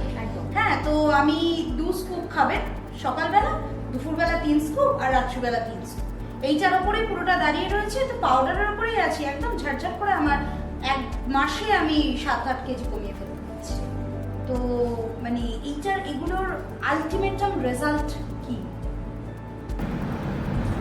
রেজাল্ট তো ডেফিনেটলি যারা এই ধরনের চ্যালেঞ্জেস নিয়ে আমাদের কাছে আসছে তারা কিন্তু অলরেডি রেজাল্টগুলো পেয়েই আমাদের কাছে আসছে যে আর এবার বাঁচান, এইবার কি করব। হ্যাঁ, সো আমরা যারা কোয়ালিফাইড নিউট্রিশনিস্ট, আবার আমি ওয়ার্ডটা ইউজ করছি, কোয়ালিফাইড নিউট্রিশনিস্ট, তারা যখন এই আনকোয়ালিফাইড কিছু ইন্ডিভিজুয়ালস, তাদেরকে আমি নিউট্রিশনিস্ট তো নামই দেবো না, আমি তো ইন্ডিভিজুয়াল বলবো, যারা আনকোয়ালিফাইড বাট যারা ওই নিউট্রিশন ডেজিগনেশনটা নিয়ে ওই নিউট্রিশন সায়েন্স এই ফিল্ডে তারাই এখন যারা রাজত্ব করছে এবং রাজত্বটা যাকে বুঝতে চাইছে, এই জিনিসটা না ভাবতেও ভীষণ ডিসহার্টেনিং আমার কাছে। এবং এটা কিন্তু একটা serious concern. To be very honest, social মিডিয়াকে অনেকেরা ব্লেম করে। আমি নিজে বলছি, আমি যে প্রফেশনালি গ্রো করেছি যতটুকু, আজকে আমি বলছি না যে আমি সব পেয়ে গেছি, আই হ্যাভ রিচড হাইটস, একদমই না। Every day is a learning for me. যতটুকু আমার লোকের কাছে নাম পরিচয়, যতটুকু আমি করতে পেরেছি, আমি কিন্তু সোশ্যাল মিডিয়াকেই থ্যাঙ্কস দেব। বিকজ ইট ইজ নট যে তুমি একটা সোশ্যাল মিডিয়াকে একটা ব্লেম করে দিলে যে এর থেকে আমার কিছুই না। It is about how you look, তোমার আউটলুকটা কি। আমি কিন্তু সোশ্যাল মিডিয়াকে ভীষণ প্রফেশনালি এনরিচ করার চেষ্টা করেছি। এবং আমার যদি আজকেও কেউ ফেসবুক ঘাটে, ডেফিনেটলি পার্সোনাল জিনিস কেন থাকবে না, বাট যেটুকু দেওয়ার আমি সেটুকুই দিই। আজকে পার্সোনাল যদি পোস্ট আমার কেউ ফেসবুকে দেখে, সে দেখবে আমি নাচ করছি, আমি গান গাইছি, বিকজ ওগুলো আমার ওয়ে অফ স্ট্রেস বাস্টার। আমি একজন ইন্ডিভিজুয়াল, ডিটক্সিফাইং ফ্যাক্ট। আমি সেগুলোকে অ্যাজ এ স্ট্রেস বাস্টিং হিসেবে আমি লোকের সামনে তুলে ধরছি। আমি তো কিছু অন্যায় করছি না, কিন্তু আমি কিন্তু সেই সোশ্যাল মিডিয়াটাকে খুব প্রফেশনালিও এনরিচ করি। আজকে আমি যেখানে যেখানে যাই, যতটুকু কাজ করছি আমি কিন্তু পোস্ট করি, আপডেট করি, নিজের একটা ভালো লাগে, এবং সেখান থেকে আমার কিন্তু প্রচুর কাজও এসছে। আমি কিন্তু তাই সোশ্যাল মিডিয়াকে এখানে নেগলেক্ট মানে ব্লেম করবো না, কিন্তু আমার খুব খারাপ লাগে দেখতে যে এই প্ল্যাটফর্মটা ধরে আজকে এই আনপ্রফেশনাল আনকোয়ালিফাইড কিছু ইন্ডিভিজুয়ালসরা, অনেকে এখন কিছু কেন তো এগুলো গলিতে গলিতে আমি দেখতে পাচ্ছি, তারা এটাকে একটা মিসলিডিং এনভায়রনমেন্ট বানিয়ে রেখেছে, এবং তারা ভাবছে that is the only way where I can reach out to my mass audience.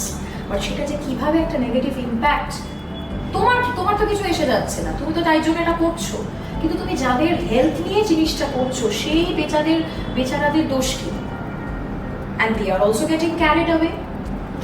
যথেষ্ট জিনিস আছে ক্যারিড অ্যাওয়ে হওয়ার মতো। ওয়েট লস হচ্ছে তো আমার এত তাড়াতাড়ি, তো স্বাভাবিক ঝাঁপিয়ে পড়ছে। ডেফিনেটলি আমার কাছে এখন সবকিছু আমার কুইক ফিক্স, আমার অত সময় নেই, আমার টাইম রেস্ট্রিকশন। যে আমাকে যত বেশি তাড়াতাড়ি জিনিসটা করিয়ে দিতে পারবে আমি তো ডেফিনেটলি তার কাছে। কারণ পুজোর 15 দিন আগেই মনে হয় জামাটা ফিট হবে একদম, এবং সেই কারণে ওয়েট লস আমাকে করতেই হবে। এই ধরনের কেস আসে না, আই প্রাউডলি সে আমি তাদেরকে রিফিউজ করি। আমাকে যদি কেউ বলে ম্যাডাম আমি ওই 7 দিনের মধ্যে আমার অমুক একটা ইভেন্ট আছে, আমাকে যেমন প্রচুর সেলিব্রিটিস ইন দ্য সেন্স অনেক টলিউড তারা আসে আর কি, তো যেখানে আমাকে বলে আমাকে তো এইটা এই দিনের মধ্যে এই এত কেজি ওয়েট লস এত দিনের মধ্যে করতে হবে, আমি কিন্তু এমনও বলার সাহস রাখি, আমি বলি this is not the right platform, I am sorry.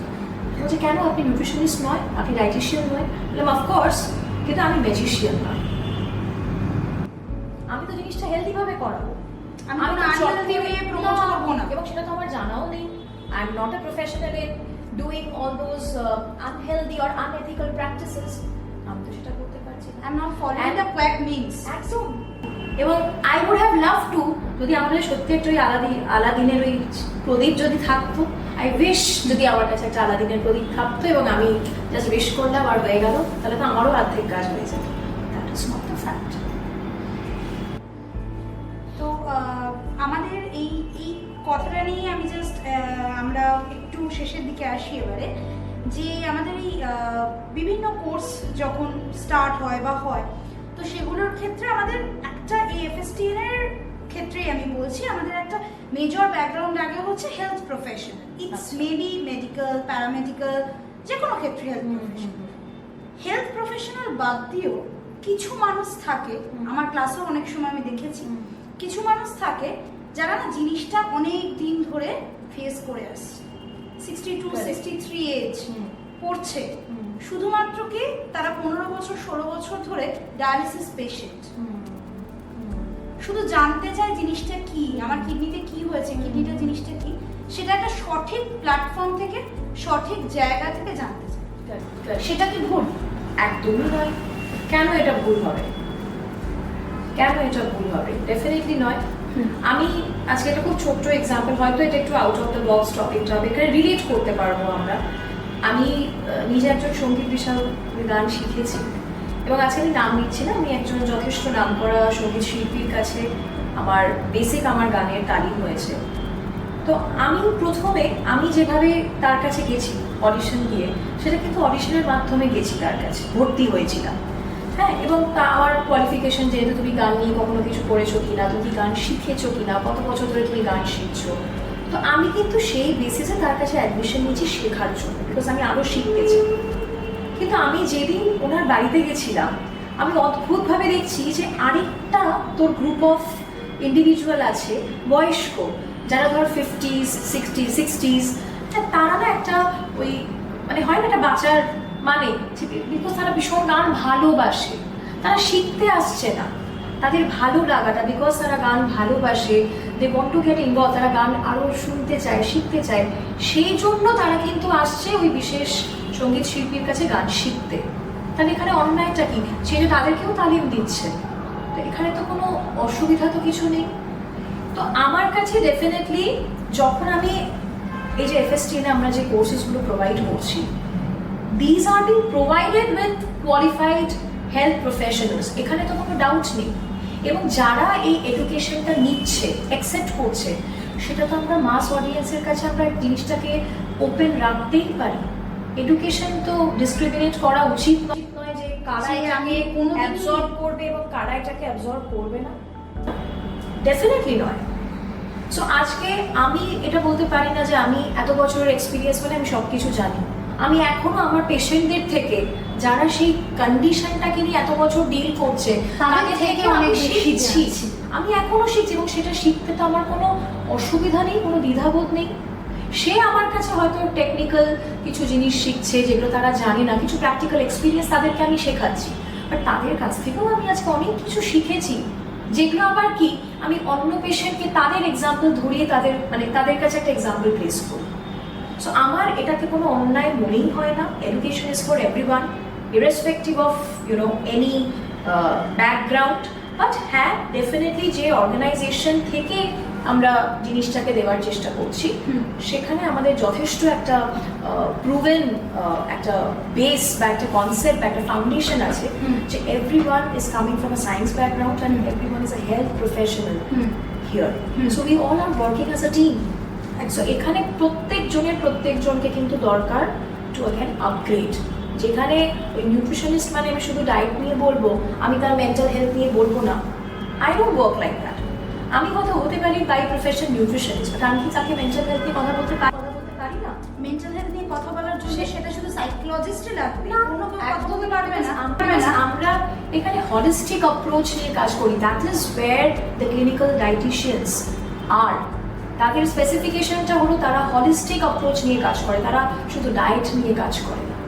So এইখানেই আমার কথা আবার মনে পড়ে যাচ্ছে কথাটা যে আজকে সবাই নিউট্রিশনিস্ট হতে পারে, বাট সবাই কিন্তু ডায়েটিশিয়ান হতে পারে না, সবাই সেই ক্লিনিক্যাল প্র্যাকটিসটা করতে পারে না। Because dietetics is a specialisation in the nutrition field. Perfectly এটাই। ডায়েটিশিয়ানরা নিউট্রিশনিস্ট ডেফিনেটলি, বাট সব নিউট্রিশনিস্টদের কিন্তু আমি ডায়েটিশিয়ান বলতে। ওই আমরা যখন একদম প্রথমে যখন পড়াশোনা করেছিলাম যে ওই all foods are nutrients, but all nutrients we cannot consider as food. ঠিক সেম ভাবে এই কথাটাও তাই যে আমরা সমস্ত ডায়েটিশিয়ানরা অবশ্যই আমরা নিউট্রিশনিস্ট, কিন্তু সব নিউট্রিশনিস্ট মানেই যে তার ক্লিনিক্যাল কেস হ্যান্ডলিং এর এক্সপেরিয়েন্স থাকবে বা সে সেইটার জন্য যোগ্য হবে, সেটা আমরা কোনোদিন বলতে পারি না। সেগুলোর একটা টার্মগুলো ডিফারেন্ট একদম। এবং সেটার জন্য যেটা দরকার আমি সবার আগে বলবো তিনটে জিনিস, যেটা হলো একটা ফর্মাল এডুকেশনের তার খুব প্রয়োজন, একটা ক্লিনিক্যাল প্র্যাকটিস তার প্রচণ্ড বেশি দরকার, এবং একটা এথিক্যাল রেসপন্সিবিলিটি। এই তিনটে কোয়ালিটি আমার কাছে ডেফিনেটলি ডিফাইন করে যে what should be the qualities of a clinical nutritionist or a dietitian, which means same. আর আমাদের এখন তো আমরা এই জিনিসগুলো নিয়ে এত বদল করছি, বাট আমাদের কিন্তু অনেকেই বহু বছরের এক্সপিরিয়েন্স, হয়তো তাদের মাদার সাবজেক্ট একটা টাইমে নিউট্রিশন ছিল না, কিন্তু এখন তারা নিউট্রিশন ফিল্ডে রয়েছে এবং বহু বছরের এক্সপিরিয়েন্স তাদের, এবং তারা কিন্তু অ্যাজ এ প্রচণ্ড রিনাউন্ড পার্সোনালিটি, এবং তাদেরকে আমরা যথেষ্ট শ্রদ্ধাও করি। কিন্তু তাদের প্র্যাকটিসটা তাদেরকে, যেহেতু তুমি তিনটে পয়েন্ট বললে, একটা বেসিক নলেজ এবং তার সঙ্গে আরেকটা বললে এক্সপিরিয়েন্স, তার মানে এক্সপিরিয়েন্সটাও কিন্তু সেক্ষেত্রে প্রয়োজন, এবং তারা আজকে সেই এক্সপিরিয়েন্সটা নিয়ে এসছে বলেই সেখানে তারা একটা জায়গা পেয়েছে। তো তাহলে আগেও এই ব্যাপারটা ছিল, তার মানে আগেও সেই দিনটা আমরা বলতে পারি যে সেটা কোয়াক, কিন্তু তখন কিন্তু আমরা বলিনি। আজকে আমরা কোয়াকটা নিয়ে এত বেশি মাথা ঘামাচ্ছি বা বলছি, তার কারণটা কি সোশ্যাল মিডিয়া প্ল্যাটফর্মে নিজেকে প্রতিষ্ঠা করার চিন্তা বা চেষ্টা, যেটা এখন সো কল্ড কোয়াক ডায়েটিশিয়ানসরা করে থাকছে, সেটার কি একটা কারণ এটা? ডেফিনেটলি আমি সেটাই বললাম না যে সোশ্যাল মিডিয়া প্ল্যাটফর্মটাকে তুই কিভাবে ইউটিলাইজ করছিস সেটার বিভিন্ন অ্যাসপেক্ট আছে। এবং আজকাল প্যাকশিয়ান্স যে টার্মটা তো এমনি আসেনি একদম। আমরা আজকে একটা বিএসসি এমএসসি কমপ্লিট করে ওই ক্লিনিক্যাল এক্সপিরিয়েন্সের জন্য আমাদের 6 মাসের ইন্টার্নশিপ করতে হয় একটা রিকগনাইজড হসপিটাল থেকে, একটা এনএবিসি একটা অ্যাক্রেডিটেড হসপিটাল থেকে আমাদের সেটা করতে হয়। এবং আমরা যে মাস্টার্স বা গ্র্যাজুয়েশন করছি সেটাও কিন্তু যে কোনো কিছু থেকে নয়, একটা গভর্নমেন্ট বা ইউজিসি অ্যাক্রেডিটেড ইউনিভার্সিটি থেকে আমাদের করতে হয়। এই যে ক্রাইটেরিয়াগুলো, এগুলো তো এমনি হয় না। এবং আমরা যে এতটা বছর এই সাবজেক্টটাকে পড়েছি, সেটা নিয়ে আজকে করছি, সেটা একটা যে কেউ 3 মাসের আর 6 মাসের কোর্স করে নিল আর সে হয়ে গেল নিউট্রিশনিস্ট। এবং সেটাকে আমরা বলছি যে সে সে ম্যাক্সিমাম হয়তো কি বলতে পারে, একটা সাধারণ মানুষ কি খেতে পারে শুধু সেইটুকুই সে জানে, সে নিজের লাইফে অ্যাপ্লাই করছে, তার ফ্যামিলির লাইফে অ্যাপ্লাই করছে, কিন্তু তাই বলে তাকে একটা আইসিইউ কেয়ারে নিশ্চয়ই কেস আমরা দেবো না। একদমই তাই, এক্স্যাক্টলি, যার জন্য আমি ক্লিনিক্যাল প্র্যাকটিস কথাটা মেনশন করলাম। সেটার এক্সপিরিয়েন্স না থাকলে you are not at all authorised to handle patients one on one. আমি তো এটাই বলবো ডেফিনেটলি। আর দেখ, তুই যেটা বলি যে এক্সপিরিয়েন্স আজকে আমি এমন বহু লোকজন চিনি যারা বহু বছরের এক্সপিরিয়েন্স, তো সেটাকে আমি ডিসরেসপেক্ট করছি না, বাট সেই এক্সপিরিয়েন্সটাকে আমি কিভাবে চ্যানেলাইজ করছি। আমার যদি একটা basic scientific evidence based grounding না থাকে, আমার যদি বেসিকটাই না থাকে, এদিকে আমি রেকমেন্ডেশন করছি নাকি আমার হেলথ প্যারামিটার্স নিয়ে। সো এইটা কিন্তু কখনো কখনো ক্রিটিক্যাল অ্যাসপেক্টেও গিয়ে দাঁড়াতে পারে যে আউটকামটা যেটা একটা পেশেন্ট পাবে সেটা কতটা সায়েন্টিফিক এবং কতটা কি বলবো ক্রিটিক্যাল, সেটা কিন্তু তার দায়িত্ব তখন কে নেবে। এক্সপিরিয়েন্স তো অনেক কথা বললো, কিন্তু তোমার যে ওই বেসিক সায়েন্টিফিক নলেজটাই তুমি যদি না রাখো, হ্যাঁ, সেই প্র্যাকটিসটাই তোমার যদি না থাকে, তুমি তো শুধু অ্যাডভাইসের বেসিসে একটা ইউজারকে তো ট্রিট করতে পারো না। এখানে একজন কোয়ালিফাইড ক্লিনিক্যাল অ্যাসপেক্টে যার দক্ষতা, তার কিন্তু প্রয়োজন। আমাদের এফএসটিএন থেকেও নতুন কিছু তো ফিউচার ভেঞ্চার্সগুলোর মধ্যে একটা হচ্ছে যে ডিপ্লোমা কোর্স, যেটা আমাদের চালু হয়েছে। Diploma, not the certification course in diploma in food and nutrition, certification course in diploma in nutrition dietetics, সেটা নয়, ডিপ্লোমা ইটসেলফ ডিপ্লোমা কোর্স চালু হয়েছে। এবং তার ফলে আমরা ডিপ্লোমাটা বিভিন্ন আমাদের স্কিল ইন্ডিয়া রেজিস্টার্ড আছে, আমাদের এমএসএমই অ্যাপ্রুভড আছে, ডলফা সার্টিফাইড রয়েছে। তো সেক্ষেত্রে আমাদের এই পার্টগুলো অলরেডি রয়েছে। তো আমি শুধু জানতে চাইছি যে এইগুলো অনেক ধরনের অর্গানাইজেশনই তো করাচ্ছে, আমরা জানবো কি করে যে অথেন্টিফিকেশন, যেটা আমাদের কাছে কিন্তু প্রচুর কোয়েশ্চেনও আসে, আপনাদের অর্গানাইজেশনটা যে অথেন্টিফাইড সেটা বুঝবো কি করে, আপনারা কোন অথেন্টিফাইড সার্টিফিকেট দিচ্ছেন, সেটার জন্য এখন তো মানে একদম ডিজিটাল ইন্ডিয়া যেটা যুগ, ডিজিটাল যুগে সেটা তুমি কি বলবি, মানে স্টুডেন্টরা যে মেজর কোয়েশ্চেনটা করে, স্টুডেন্টদের থেকে এই কোয়েশ্চেনটা কি একটা স্পেসিফিক আনসার হতে পারে? দেখ, আমি দুটো পার্সপেক্টিভ এখানে বলবো। একটা হলো যে একটা স্টুডেন্ট পার্সপেক্টিভের দিক থেকে, বা যেই কোর্সটা জয়েন করতে চাইছে, তার একটা ওই কিউরিওসিটি ডেফিনেটলি হবে, বা একটা স্কেপটিক্যাল জায়গা তৈরি হতে পারে যে this is not a degree, মানে degree in the sense as a যেরকম আমরা ব্যাচেলার ডিগ্রি মাস্টার, সেটা নয়, দিস ইজ ডিপ্লোমা কোর্স। যেটা আমরা শুনেও আমাদের মনে হয় না যে ডিপ্লোমা কোর্স মানে কিছু হয়তো একটা মিসিং লিঙ্ক কোথাও না কোথাও এখানে আছে, এখানে কি এটা করলে কি সত্যি আমি অমুক জায়গায় কাজ করতে পারবো, এটা একটা স্কেপটিক্যাল চ্যালেঞ্জ হয়। এটা করলেই কি আমি নিজেকে একদম বলতে পারবো? তো এই ক্ষেত্রে উত্তরটা হলো যে তোমাকে এই যে কোর্সটা এফএসটিএন প্রোভাইড করছে, সেটা is accredited to a recognised body. First আমার এটাই যে আমি যখন একটা এথিক্যাল কনসিডারেশনের দিক দিয়ে যদি জিনিসটাকে দেখি, এটা তো accredited to a recognised body, অ্যাক্রেডিটেশনসগুলো একদমই তাই। এবং দ্বিতীয়ত হলো কোথা থেকে দেখবো, ডেফিনেটলি আমার মনে হয় এফএসটিএনেরও, যেটা আমি নিজেও দেখেছি, যে আমাদের একটা পার্টিকুলার ওয়েবসাইট আছে, তো সেখানে গিয়ে all the certifications are being uploaded there. Exactly. এবং এফএসটিএনের ব্যাপারে তারা কিভাবে জিনিসটা রিকগনিশন পেয়েছে, একটু অ্যাক্রেডিটেশনস কি সেগুলো সব আমরা ওয়েবসাইট থেকেই আমরা জেনে নেব। তো আমরা অ্যাডমিশন নেওয়ার আগে তো সেখানে দেখে নিতেই পাচ্ছি। আর দ্বিতীয়ত যারা এটা মনে করে যে এটা স্কেপটিক্যাল, যে ডিপ্লোমা হোল্ডিং প্লাস যারা ডিগ্রি প্রপার্টি, তাদের মধ্যে কি সত্যি কোনো ডিফারেন্স, আমি বলবো যে জিনিসটাকে যদি আমরা আরেকটু উইথ গ্র্যাভিটি যদি আমরা জিনিসটাকে নিয়ে ভাবতে পারি, আমার মনে হয় এখানে আমরা কিছু সেফ টাইটেল হিসেবেও কিন্তু জায়গাটা পরবর্তীকালে রাখতে পারি। যেমন ধর নিউট্রিশন অ্যাডভাইজার বা নিউট্রিশন অ্যাসিস্ট্যান্ট, হ্যাঁ, বা এরকম মানে নিউট্রিশন কাউন্সিলর, এই হিসেবেও কিন্তু কোচ হিসেবে এগুলোকেও কিন্তু আমরা অ্যাজ আ জেনারিক টার্ম হিসেবে পরবর্তীকালে আমরা এটা নিয়ে definitely we can go ahead, তাহলে তো কোনো অসুবিধা নেই। বিকজ আমি প্রথমেই বলেছি যে nutrition itself is a very generalised concept, যেখানে আমাদের সেই প্রপার যে ওই ব্যাচেলার মাস্টার্স হতেই হবে তার কোনো মানে নেই। হতে পারলে that is an okay, because আমি ব্যাচেলার ডিগ্রি মাস্টার ডিগ্রি নিয়েও কিন্তু আমি FSTN যা যা কোর্সেস প্রোভাইড করছে আমি কিন্তু সেখানে অ্যাজ আ মানে কোর্স আমার অ্যাড add-on করতেই পারি, অ্যাড-অন হিসেবে অ্যাড-অন হিসেবে থেকে টু যাচ্ছে। শেপ মাই কেরিয়ার অপরচুনিটি। যেমন আমি নিজেই ভাবছিলাম যে আমি অঙ্কোলজি নিয়ে আমরা কথা বলছিলাম, আমার একটা খুব সাবজেক্ট অফ ইন্টারেস্ট, আমি ওটাকে নিয়ে আরো পড়াশোনা করবো। সো ওয়াই নট, আমি অ্যাজ এ নিউট্রিশনিস্ট যে এই ব্যাচেলার মাস্টার ডিগ্রি হোল্ড করছে আমি একটা কোর্স নিতেই পারি, তো সেটা তো আমার অ্যাড অন হবে, সেটা আমার নলেজ আরও এনহ্যান্স হবে, তো সেখানে তো কোনো অসুবিধা হওয়ার কথাই নয়।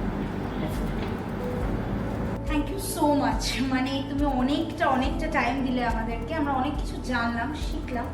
আর তার থেকেও বড় কথা, আমাদের যারা audience, student, nutrition faculties, background holders, other parts মানে অন্যান্য প্যারামেডিক্যাল পার্টস যারা রয়েছে, তারা কিছু চিন্তা ভাবনা করে নিজের মতো করে নিজেদেরকে অ্যাপ্লাই করে, সেটা যে আদৌ একদমই সেফ নয় সেই ব্যাপারটা পুরোটাই তুমি খুব সুন্দরভাবে এক্সপ্লেন করলে। Thank you so much.